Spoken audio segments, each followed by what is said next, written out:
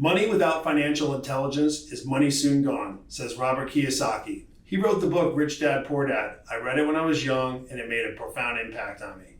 My name is Scott Peper. I'm the CEO and co-founder of Mobilization Funding. And for the last 10 years, we've been working with construction businesses and other businesses to help them maximize their cash flow.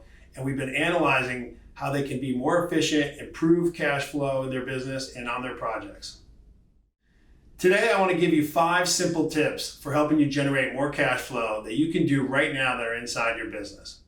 The first is going to be talking about invoicing your customers.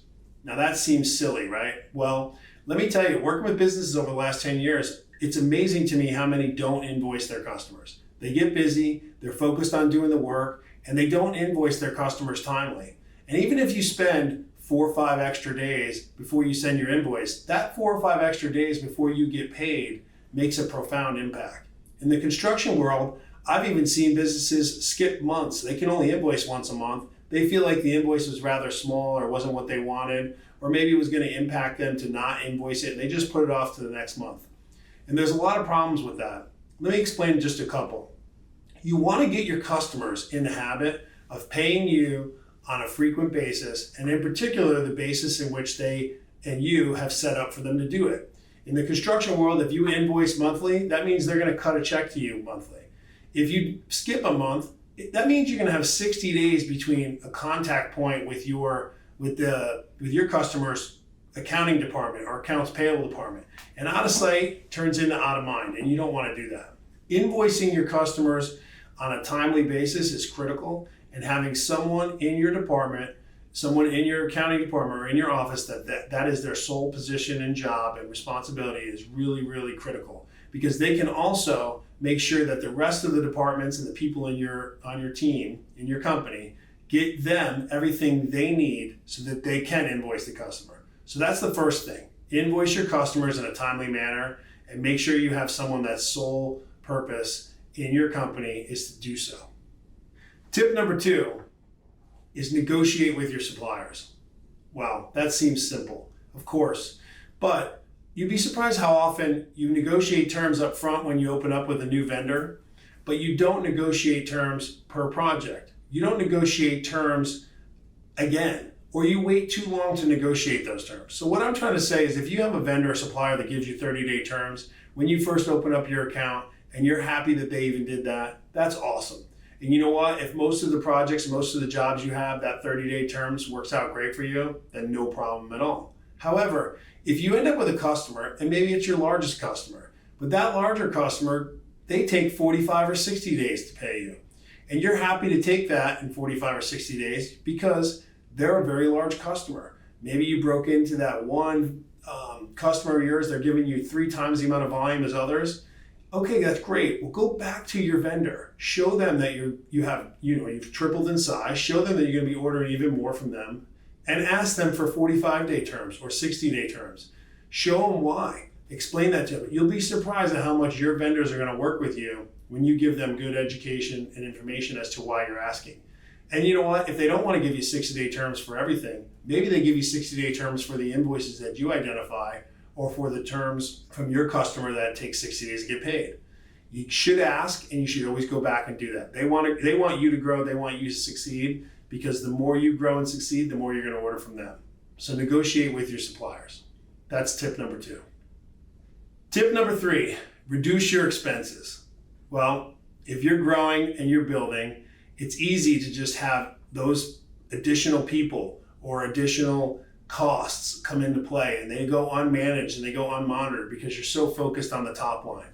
And I'm not telling you to try to save your way to every single penny, because that can make for a miserable business. But what you should do is come up with a budget for what your expenses should be. Hold each department accountable for staying within that budget, and hold yourself accountable for staying within that budget too.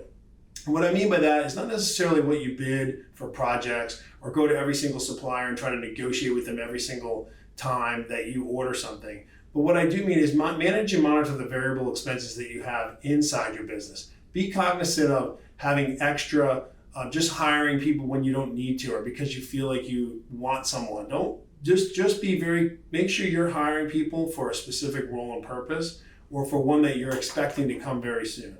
And when you do get a chance to work with your suppliers on pricing, negotiate better terms like we talked about in tip number 2, but you can also negotiate better prices. When you negotiate your original price points with them, you might have been, a couple $100,000 a year company. And now you're ordering a couple $1 million a year from them. There's an opportunity there for you to negotiate better pricing. So make sure you look at your suppliers, negotiate better on the expenses and the prices you're paying. That's tip number 3. Tip number 4, this is my favorite one, increase sales.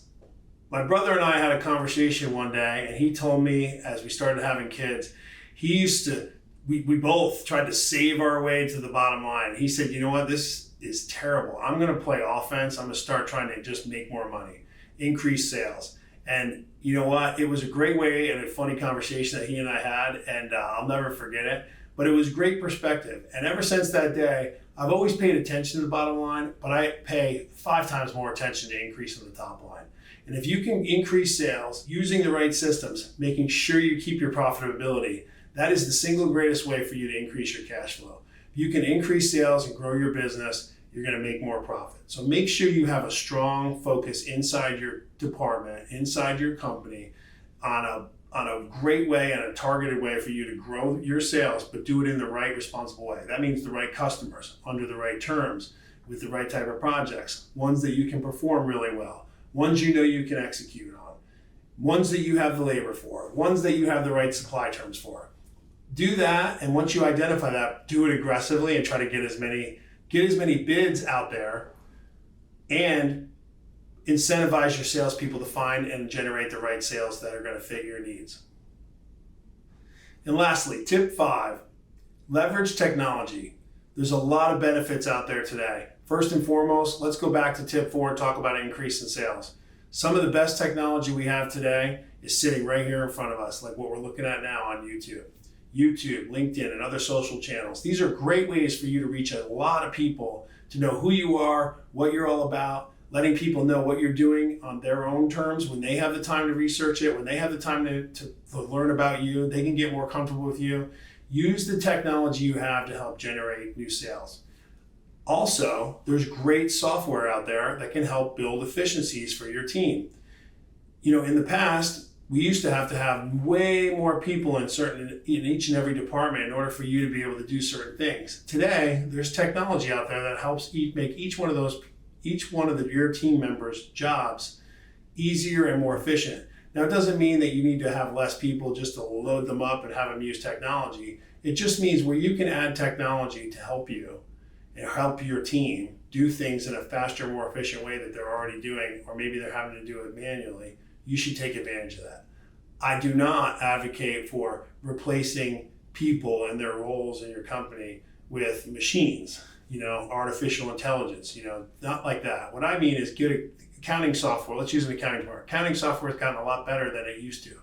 Let's do that. Budgeting and bidding. If you have a bunch of estimators bidding a lot of work and they're still using an old school method, and you can get them some plug and play templates inside of a great estimating tool, that's a great use of your dollars, and exactly what I'm talking about when I talk about increasing technology and leveraging it to help you with your business. In conclusion, there's 5 tips we talked about today. The first is improve your invoicing. Second, negotiate payment terms. Third, reduce your expenses. 4 is increase sales, and 5 is leverage technology.